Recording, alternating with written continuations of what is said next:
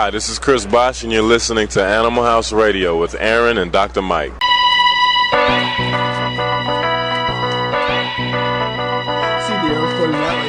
I can't do the paper here because it's pointed the other way. Does this show? No. Wait, see, this doesn't work.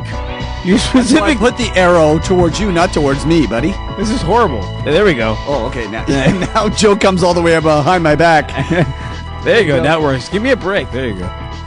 Very cool. Back on Animal House Radio. www.animalhouseradio.com. info@animalhouseradio.com. Once again, brand new show starting Sunday night. Sports Night Radio, 10 o'clock. sportsnightradio.com. It's going to be Hizzle Mashizzle, the best sports night radio program there is. Now, getting back to the topic of Animal House Radio, declawed cats.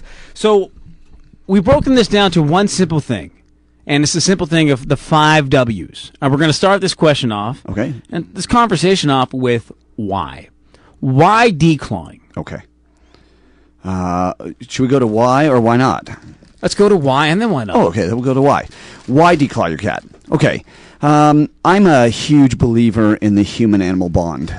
These, people who are dead set against declawing really don't sit and talk to people every day about their relationships with their pets. I do that every day, all the time, and I realize that, the relationship that people have with their pets is really important. And I got to tell you that kitty cats, really bad cats who are very destructive, and some are, it's no different than some kids who are really bad, need to be on certain medications. Certain cats are just destructive, both to people and to furniture. And there are some cats that are going around and destroying people's homes. And not only that, they're scratching the kids, for instance, or the owners. And I get to see these wounds. It's almost scary. And it's just the way they are. And I think in that situation, I've had lots of clients who come to me and say, listen, either I do something about this cat, or I'm going to either send it outside on its own, or I'm going to take it to the Humane Society. Or give up their kid. Or give it up. And I just think, you know what? No, yeah, right. I thought you said give up the cat. Right. I'm a big believer that, if you're straining the human-animal bond to that degree, where they're going to give up their pet, and now the pet's going to have to live their life in a shelter or outside because they just can't handle it anymore, well, if you're doing it appropriately, and we'll talk about the how later, if you're declawing them appropriately where they're experiencing no pain or discomfort, then I don't see the problem with that. Ideally, it's nice to be able to train your cat so they don't do that, but some cats just will. Most parents try to treat their kids well and to train them right, and some kids just are bad apples. So what are the first 2 common questions that you get from someone who's calling you up or speaking to you in person saying, I want to do this? What are the 2 questions that come out first? Is obviously really, how much? yeah, it's a common one. But let's go, aside from the price, let's go to the most common one is it painful? People ask me that and rightly so.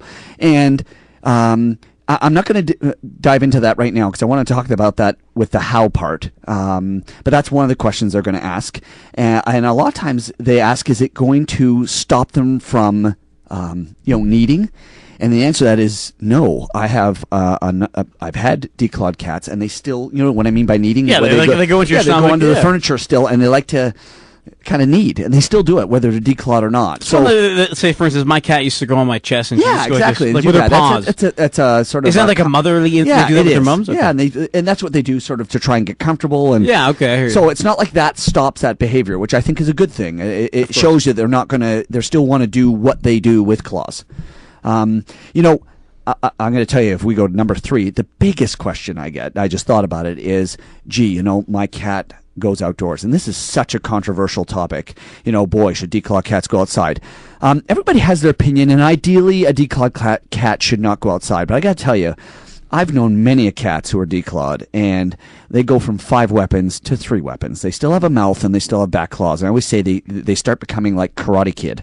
Blind people hear better, deaf people see better. Declawed cats just know how to protect themselves better because they know they don't have that. The only thing they can't do... They can't climb trees. They can if they learn how to. Now, but that's more of a grip, right? Well, you know what they do? They're like lumberjacks. They kind of wrap themselves around with their front feet and pop up with their back feet. But they want to learn that when their dog's chasing them on the very first time. If they learn it before then, they can actually learn how to go up trees. I've seen declawed cats go up trees and go up holes. It's a little more difficult, but they learn how to do it. But you're saying... So ideally, it's great. Ideally, you don't want to have your declawed cat outside. Ideally. You've seen... But I've seen They declawed can cats happen. protect themselves quite. I mean, Fluffy, who was our wonderful 20-year-old kitty who's no longer with us at our clinic cat, was attacked so many times by dogs coming in the clinic. And let's put it this way, Fluffy never lost. She'd just sort of sit in that stance, put her hair up, hiss and spit at the dog. And trust me, you don't have to have claws for dogs to. And these are Rottweilers going after big, huge dogs, and they didn't. They backed down, all of them. I've never seen a dog who didn't back down to Fluffy. Now, did your staff say that Fluffy was grumpy and an old woman? Okay. Oh, you're never going to I'm let not this letting one that down. go. Okay. They said my dog's done. See, we're going to go through this pet peeve for the whole evening, I see. Okay. I got a bone to pick with them. Let me tell you. You know what? So that's that's the why. Right. Okay. Now, give me the what. Okay. Explain. What are the ways of doing this? I mean, obviously, we're looking back 20, 30 years ago. The way to declaw a cat was completely different as opposed to right now. So what are your options in terms of doing this procedure? Okay, well, let's talk about that. So obviously, options to declaw or not to declaw, but there's two ways of declawing cats. And one way is the standard method that 90% of us use, and that's where the first claw, the P1 as they call it, the very first toe comes out. Okay? The other way you can do it is where they actually cut the tendon underneath the claw.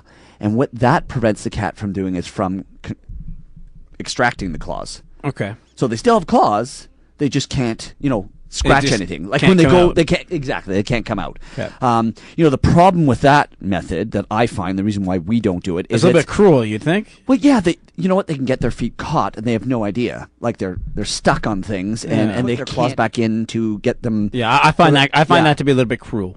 And just, you know what? When you're thinking about it, it's like having a car with no brakes.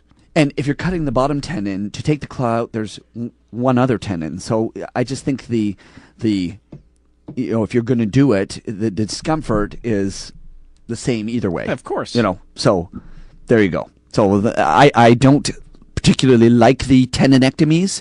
I find that I've read about a lot. I've never done them. So I've read about a lot of post-op complications from them. A tendinectomy is almost like a vasectomy, relatively speaking, and a declaw would be more like a castration, if you had to sort of compare the two. How old were you when you had your vasectomy? That's information I'm not going to divulge on the radio. Oh, so you had it. Oh, look at that! Wow, you already divulged too much. Okay, but see, the good thing with a vasectomy, you can get it reversed, so it's the insectomy. Oh my lord! No, but it's true. Do I have to put up another sign? Come on, buddy. Is he cuckoo? Okay, so that's the what. Okay, that's the what. And before we get into the where, and that would be the where you learn the industry, where you learn these things. We're going to go with a little segment that we like to do every single week called Believe It or Not.